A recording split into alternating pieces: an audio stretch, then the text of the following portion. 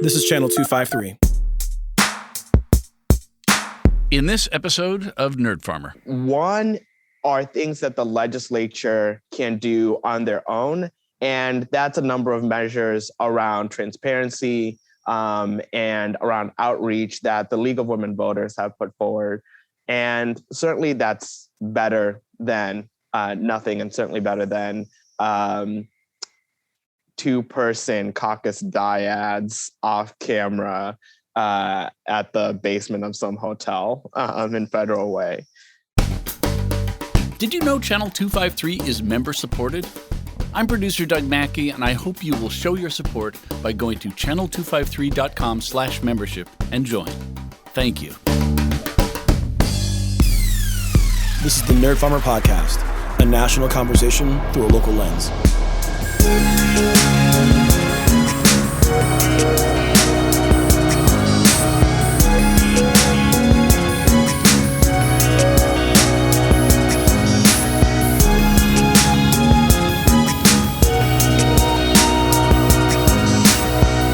Welcome to the Nerd Farmer Podcast, brought to you by Move Tacoma. My name is Nate, and I'm your host, an American teacher abroad. Today, I want to give a special greeting to the law enforcement officers that are monitoring this show. So, fellas on the Tacoma-Pierce County Regional Intelligence Unit, Sergeant John Delgado, Gary Smith, and Detective Michael Schuscher, thanks for tuning in. My guest today is a repeat guest, Kamal, and we're going to talk through all the shade. And we're going to talk through redistricting and what's going on. This conversation was supposed to be a different conversation. So Evelyn on our sister show, Crossing Division, had a series of conversations about what was happening with legislative maps. And so my plan was to talk to Kamal about what was happening with the congressional maps. But then the whole process kind of blew up this week. And so we'll talk through all of that as well. But first, I want to start with a bit of news that came across my timeline this week. Senator Doug Erickson from the 42nd Legislative District is a member of the Washington State Legislature who tested positive for coronavirus while in El Salvador. And when I saw this story, I thought it was weird. It reminded me of that Republican guy, Mark Sanford, who was like on the Appalachian Trail, but actually was having an affair down in South America, that whole thing.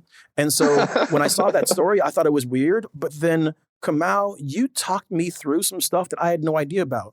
So can you just tell us, and by the way, Kamal, thank you for introducing me to the term, the full Giuliani. Tell me about Doug Erickson's side hustle. Yes. So Senator Doug Erickson represents a district up north in Whatcom County, has been in the legislature for a number of years.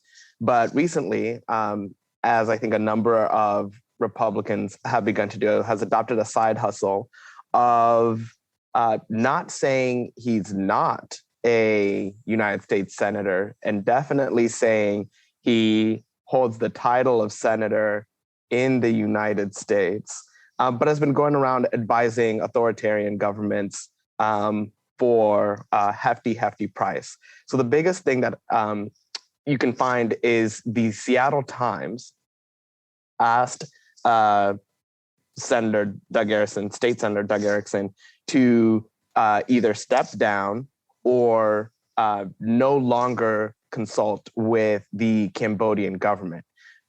He was getting paid $500,000 to do election monitoring and consulting with a regime there that's been there for decades. And it's actually worth just looking up that editorial. And this is not, a liberal bastion, it's the editorial board of the Seattle Times.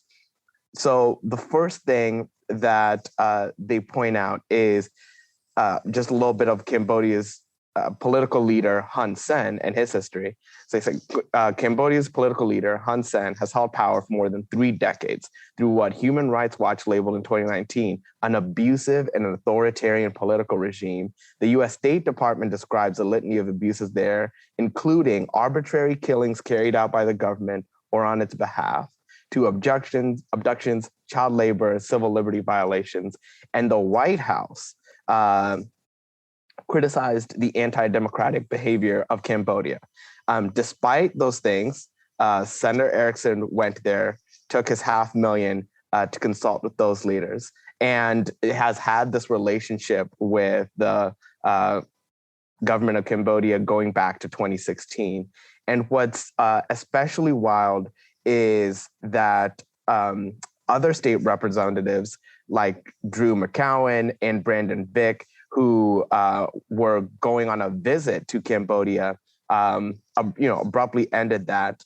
And Erickson last July, a couple years ago, did it anyway with the U.S. ambassador. So since then, he's been asked by the U.S. State Department to stop doing that and has continued and has actually picked up and gained new clients down in El Salvador, where there is a far-right authoritarian regime there that he's been consulting. So it's a very profitable side hustle. The other thing that is really wild about this is just this past session, Senator Erickson was also traveling, I believe also in El Salvador, and getting per diem from the state that is supposed to be a stipend or way to allow legislators who don't live near Olympia to travel or work while they're traveling. The man is consulting with far-right regimes outside of the United States, sometimes calling into the legislature, sometimes missing, votes entirely, and still getting whatever it is, $100 of taxpayer money every day while he's out there. Out here getting these bags, man. That is a hustle and a grift. So he's in El Salvador. He tests positive for COVID. I'm assuming because he didn't say it was a breakthrough infection when like in the communications that he's unvaccinated. Is he still in El Salvador, or has he made it back to Washington State? So the latest I could find checking the news is he's still in El Salvador and still recovering from COVID. That's reporting from the Bellingham Herald 19 hours ago. It doesn't look like it's completely out of possibility for him not to make the legislative session in person or in Washington State as it's coming up. So who knows? People should definitely be asking if he's going to continue taking per diem while he's down there in El Salvador consulting with dictators and wannabe fascists. Yeah, and like you called it, going the full Giuliani. So that's not why I had you on, but I just wanted the audience to hear that story. What I want to talk to you about is congressional redistricting. And so the last time you were on the show, we were talking about the census, and that was actually pre-COVID, now I think about it. And something that I think most listeners know, but I think is worth repeating is that every 10 years, there's a decennial census, and we count the population of the United States.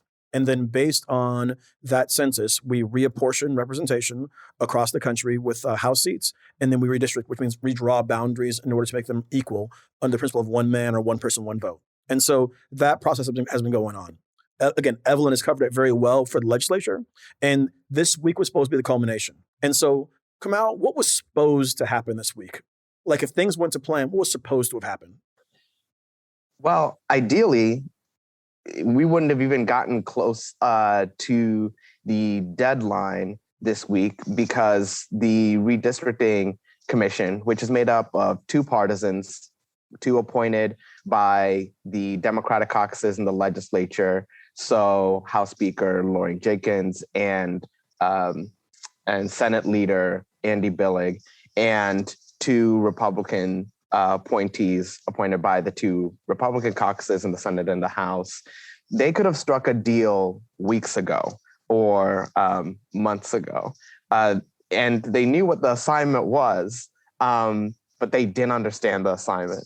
And they had this final business meeting that was supposed to and could have included public comment on November 15th, which was their deadline to make maps, and after which they lose legal authority to draw the maps, 11:59 p.m. Pacific time on November 15th. And a curious thing happened, which is the schedule changed. The meeting wasn't just an hour long. The meeting now stretched from 7 p.m.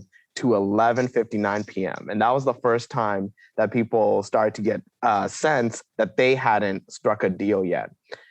So what was supposed to happen was they would hold that meeting, be negotiating over the maps the same way that you can watch legislators making their case about legislation on TVW in front of the public. They're supposed to be doing those negotiations in front of the public. Instead, they were having caucuses in two-person caucuses that they called caucus dyads to avoid ever having quorum, which would be 3 out of the 4 commissioners. So not having quorum allows them to, in their view, avoid public disclosure or avoid public disclosure laws to actually record and have the public see and hear what they're saying and how they're going about their horse trading. That didn't happen. People who tuned in saw that at 7 p.m. We got a notice for more information. And every 30 minutes, a staffer would come on board, was I'm sure doing a great job to let the public know that they would be getting updates soon. It kept on getting those updates up until around 9 p.m. to where I think the commissioners who at least a couple of them are extremely online, seeing the criticism from reporters and people on Twitter, started coming on to quip about making some progress here and some vague, optimism that they had that they would strike a deal. And soon enough, by 11:58, they were starting to hold votes. No one knew about what. No maps had been presented. They seemed to all agree, and then the final vote on to actually transmit the agreement, whatever that was, took place after 12. And I remember tweeting as I was watching the clock go by 11:59, holy shit, they're not going to make the deadline. And sure enough, they blew the deadline. They tried really hard to make it seem as though they had struck a deal. And there's a great line from the chair congratulating everyone, only for them to walk it all back the next morning, admit that the deal was a framework. So who knows what that means. And the maps weren't released until the next morning. And so the biggest thing for people to understand about what that means is what after November 15th, the Redistricting Commission are just 4 Washingtonians like anybody else. If they wanted to have their maps carry legal authority, they would have drew them before the deadline. After the deadline, they can submit their maps to the state Supreme Court, which will take over the process and have to draw maps by April 30th. They can submit their maps, but so can anybody else. And there's no reason that the courts should defer to them on that. Nate, you're pretty familiar with deadlines. This seemed to me like when I was in college, I would hit send on an email and be like, oh, here's my midterm. It's attached. Let me know if you have any issues with the attachment. Thank you so much. Send without any attachment. Oops, I forgot my attachment. Yeah, and then send the oops, I forgot my attachment the next morning. Well, so here's my wonder. So, okay, a couple things here is, so when I teach about gerrymandering and redistricting, I talk about how Washington State is one of the minority of states where this is not a partisan process or it's not done by the majority party in the legislature. Like we have a bipartisan framework where the two parties are supposed to collaborate instead of having to be done by the majority like it is in many states. So like Wisconsin, for example, has a horribly horribly gerrymandered map. There we go. And in theory, Washington State's not supposed to do that. What went wrong this time around? Like, what was the nature of the rub, or that caused for the commission to not be able to deliver a map on time?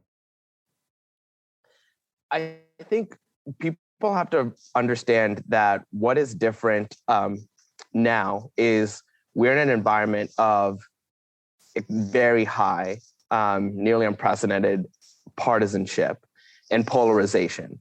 And this commission, even though it's bipartisan, and I mentioned this back in the census because you could kind of see where the roadblocks were going to be, it's a hyper-partisan commission, not a non-partisan commission. So each of the parties have a lot of pressure to generate a map with as much partisan advantage as they can extract from the other side. And to, not make things seem like they're the same on both sides, for the Democratic appointees, not only do they have that kind of mandate to create partisan advantage for themselves, but their base and their coalition has different interests. For communities of color, they have voting rights interests. And what's different about this year is there are now multiple counties that are majority Latino, and Yakima County, which was majority minority in 2010, is now majority Latino. And the census results show that a VRA compliant, which is the Federal Voting Rights Act compliant legislative district, must be drawn in Central Washington because... Wait, so for the audience really fast, what does that mean when you say a VRA compliant district?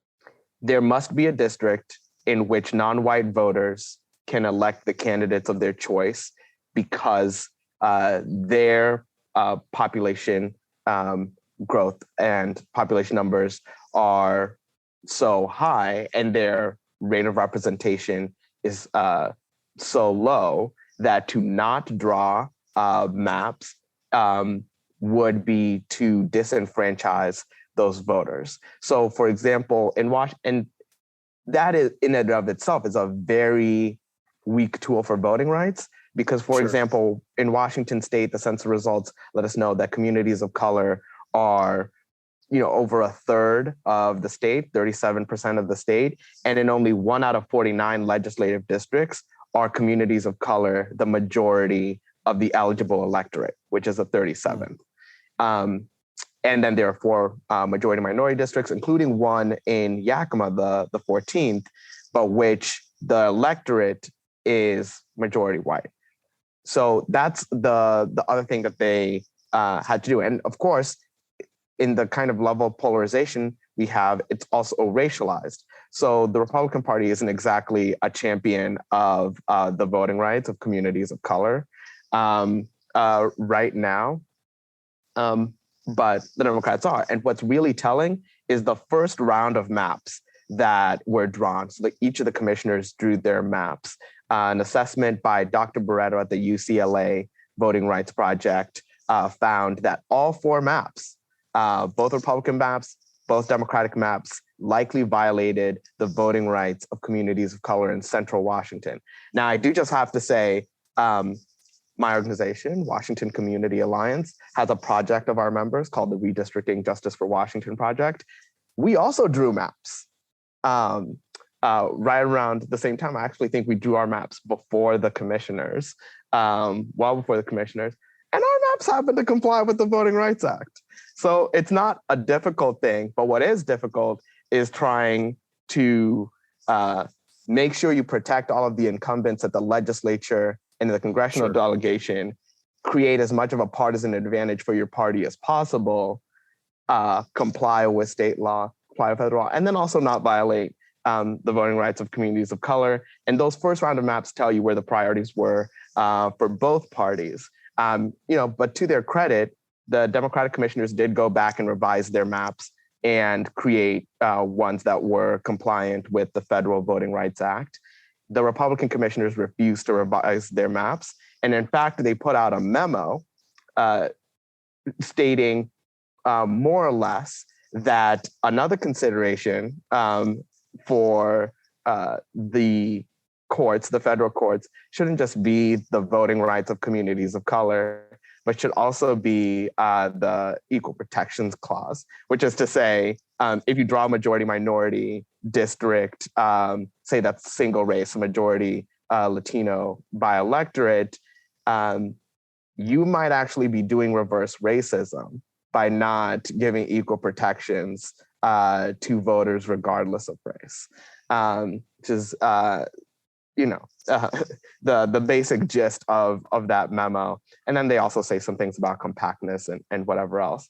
But that's kind of the lay of the land. I think, it's telling that it all kind of came down to that. Federally, with the congressional maps, they seem to land on the basic status quo with, the input of the Redistricting Justice for Washington Coalition. So even the compromise maps that they came up with, if you look at the 9th congressional district, which is Washington's only majority minority district. And for listeners, geographically, where's the 9th? So the 9th is mostly in King County and goes from Seattle down to Federal Way and east to Bellevue. It's represented by Adam Smith, who is white and has represented the district since it became majority minority in 2010. And that was the big fight then, was the new congressional district, and would Washington get a majority minority district? And they were able to resolve those problems pretty well. But also there's 10 congressional districts. You can kind of see an easy balance. But even then, it kind of shows the limits of our single choice elections and winner take all system, because communities of color are nearly, are 37% of the state, so nearly 40%. And only 10% of the congressional districts are majority minority. And of course, because communities of color live everywhere, so it's very difficult to create that many majority minority districts when geography is your organizing principle. So now we see what happens with the state Supreme Court and how communities will be able to secure their voting rights in central Washington. So this is quite wonky. And so I'm just wondering, could you lay out for the audience, why does this matter? Like, we're talking about these maps, like, there's somebody listening right now who's like, well, Washington State's a blue state, and like, I'm represented by Lori Jenkins, I'm fine. Why does this matter in the big scheme of things? This is maybe the most clear example of the systemic racism in our democracy, which then produces downstream systemic and racist impacts on all the policies. So just think for a moment that Washington State recently had its birthday. And since its founding, it has never elected a Black state legislator outside of Puget Sound. Now, there are Black people who live outside of Puget Sound, but it's never been able to elect that. If you think about that in the context of the fact that there's only one Latino in Central Washington, Republican Alex Ibarra, who represents that community in Central Washington, that's really telling.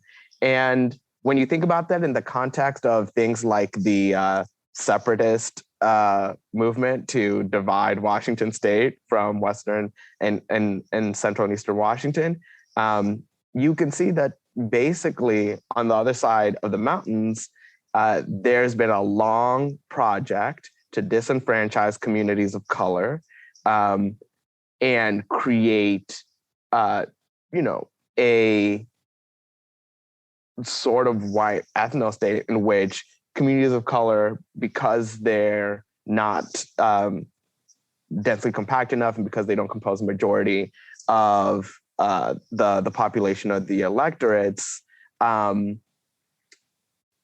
not have proportional power in how public decisions are made and how decisions in government are made. And the redistricting process is just one of the many tools that are used to disenfranchise communities of color. And maintain and perpetuate systemic racism in our democracy. And I think, both parties are complicit in that, but to very different degrees, and for different reasons. One has to balance a coalition that actually includes voters, non-white voters, and the other doesn't have to think about those voters of color or their voting rights really at all. So I want to take a break here. And when we come back, I want to talk about what the Supreme Court is going to be doing and how this, like what the end game looks like from your point of view. I want to talk about how this process has gone astray and kind of where things sit. And also you mentioned some democratic reforms that I would love to talk about how first past the post systems create this process we have with two parties and all these kind of mishaps. And so let's capture all that in segment 2. We will be back. Hello, friends. This is Marguerite Martin, creator of MoveToTacoma.com and co-founder of Channel 253. It's bad out there, folks. Home prices in Pierce County are up 15% year over year. While it's no secret that the market is hot, you may not know that Tacoma has been the hottest housing market in the country for several years. There is an extreme shortage of homes for buyers to buy. Having a local Tacoma buyer's agent that specializes in the neighborhood and price range you're after can mean the difference between losing or winning the bid on your dream home. If you're looking to sell your current home and find something that meets your needs better, having a neighborhood expert handle your listing will impact how much money you net off of your sale. The right agent to market and sell a home on the West Slope might not be the same person who has the expertise and connections to find you an income-generating duplex somewhere else. All agents have specialties, and I know the players for every niche. Best of all, it doesn't cost you anything. Great local agents are happy to pay me a finder's fee if you end up buying or selling. And you can rest easy knowing you're going to get a great agent who specializes in exactly what you're looking for. If you want to learn more, visit MoveToTacoma.com and use the contact form. Thanks for listening to Channel 253.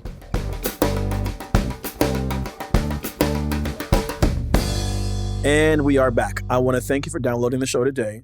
The Nerd Farmer podcast is part of the Channel 253 podcast network.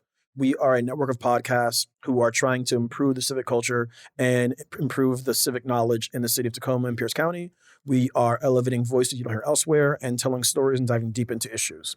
If you enjoy what you're listening to, I'm going to ask you to consider 2 things.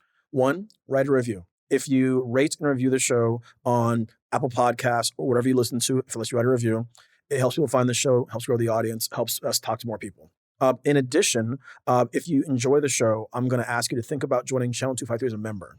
A membership is $4 a month or $40 a year, and membership gets you access to our member-only Slack and Doug's Off-the-Record podcast.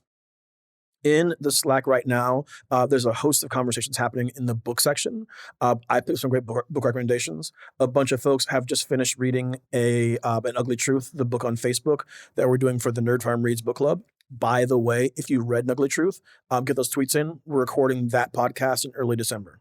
And so the other thing I'll say is that we're trying to also move some of the goodness of the Channel 253 Slack into kind of the mainstream so everybody can see it. And so we've been doing weekly Twitter spaces where a show host or a member of the network has been hosting conversations. And we're recording this on Saturday at about 10 a.m. Liverpool is beating Arsenal 1-0 at halftime. And Kamau, I think, actually will be helping Evelyn with the one for this week. And so all those are available to you. So again, review the show, please, and join Channel 253 as a member. It is $4 a month or $40 a year. And you can do that at channel253.com/membership. All right, Kamau, let's get to it. Yeah, and shout out to Liverpool leading 1-0. It's always a good day to watch United lose, and it's even better day to watch Arsenal lose to us as well. So I'll take them both. Mo Salah is out there. I don't know if you've seen the big study that came out showing Mo Salah's reduced Islamophobia in London by like 15%. I love it. So many kids at my school have the Salah haircut. I'm like, please don't have that haircut, but they're rocking it. All right. So this redistricting thing. So you said the congressional maps were kind of pat. One of the things I was curious about is we're talking about that middle part of the state, and in another lifetime, that was Jay Inslee's district, and like demographics have shifted there a lot.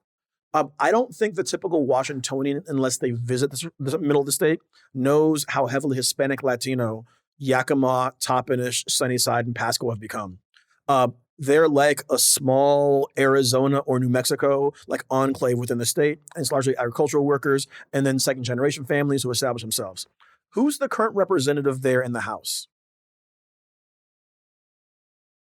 So in Yakima, and we have this great video up on YouTube that people can find at the Washington Community Alliance YouTube page. But since the creation of the first majority minority district in Yakima after 2010, after Yakima becomes a majority minority county, all 6 state legislators, 2 senators, the 4 representatives that represent the 14th, the 15th legislative district have been white.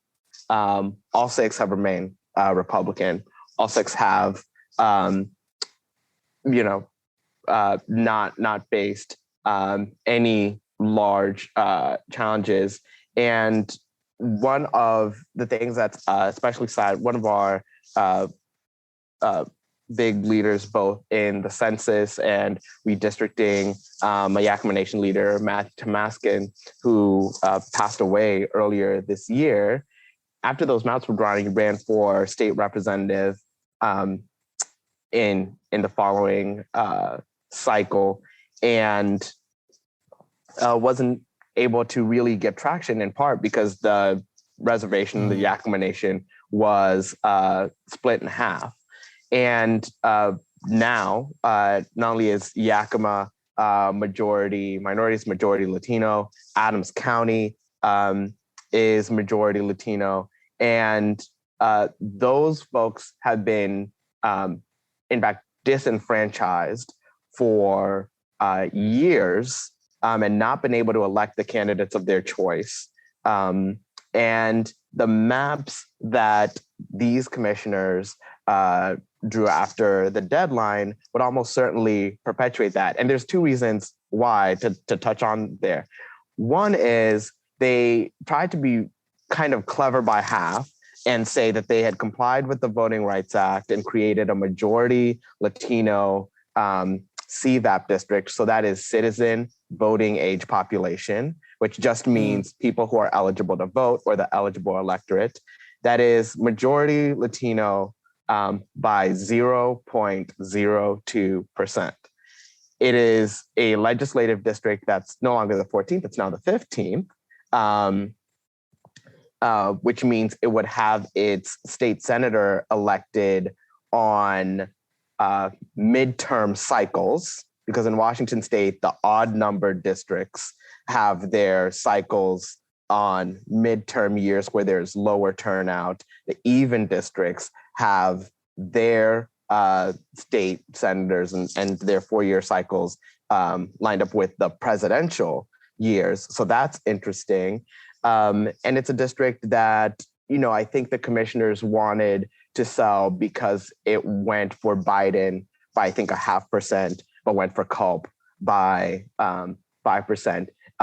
The same scholar that found all 4 of the commissioners' maps to have likely violated the Voting Rights Act put out a memo this week stating that this district also likely violated the Federal Voting Rights Act, because it's not just that you get over the 50% mark, and for an eligible electorate being majority non-white. It's that district has to be able to enable the communities who've been historically disenfranchised there, so in this case, the Latino communities, to elect the candidate of their choice. And if you're doing that by picking up and kind of cherry picking a bunch of census blocks and precincts where there are eligible people to vote, but they have very, very low turnout, then that district does not allow Latino community to elect the candidate of their choice. It's also very interesting to me that in order to draw that district and, at least they half listen to folks by keeping the Yakima Nation whole, they put the Yakima Nation kind of a deep red legislative district over in the 14th. And so, for the past 10 years, having had no people of color representing the communities of color in Yakima, it's led to really disastrous decisions. There's also, people might remember Senator Honeyford, who is well known in our state for making very racist comments, especially about the farm worker community there. And he's the guy that has represented these communities for the last 10 years. So that's really what now we know caused that the commission couldn't agree on, is the voting rights of people of color. Has there been, so I'm thinking about the different representatives around the state at the congressional level. I'm thinking about Dan Newhouse in Central Washington. Like you said, he does not match the constituency he represents. Was there an attempt by the Republicans to either protect or punish Jamie Herrera Butler? She is the House member down in Yakima on the Oregon border. So, okay, for folks who are listening and don't have this kind of figured out really fast, in Washington state, the congressional districts in the western part of the state are smaller because they're more urban areas and tend to be Democratic. And on the eastern side of the state, they are larger, more rural, tend to be Republican. But the exception is down in southwest Washington, Vancouver, the suburbs of Portland. That's represented by Herrera Butler. She's a Republican, but voted for impeachment. And so I'm wondering, was there any shenanigans with her district at all? By my tell, it looks like they were able to shore up that district to get it to a place where it's not quite competitive. Okay. The last few cycles, she was only winning by a couple percent there. And then it looks like they land on a compromise to have the 8th congressional district be pretty tight and competitive, and then did some incumbency protection around everywhere else and kind of clean up some of the lines. I think because our federal elections are so partisan and predictable, there just wasn't much that could be changed around those congressional districts. And I'd say that is at least one place where they were able to, if they had met the deadline, they would have met kind of their own definition of success. But I would say even then, the fact that communities of color only get one congressional district out of 10, and white people who are just a little less than 2/3 of the state get 9 out of 10 congressional districts is emblematic of the fact that these structures for administering elections and functioning democracy really don't do it, at least for communities of color. One more question, and you mentioned it just now in your answer about the 8th. So for most of my political awareness, the 8th was a swing district represented by Dave Reichert, who was the former Kent County Sheriff. It got redrawn in the last round of redistricting, and now is represented by Kim Schreier, I want to say. And it was rated from Cook as a Democrat +1 district. Based on projections, is that going to be moving more toward that way, or is that going to be moving? Well, because I guess, is that moving more in towards being a safe Democratic seat, or is that going to remain more of a toss-up? Well, I think for Cook's report, it might be a +1 Democratic district, but now we are in an environment which I think for the first time in almost 10 years, or at least since 538, has been having their polling averages and been doing this test about which party you would prefer to vote for. I think we're in something like a Republican +8, +10 environment. +10.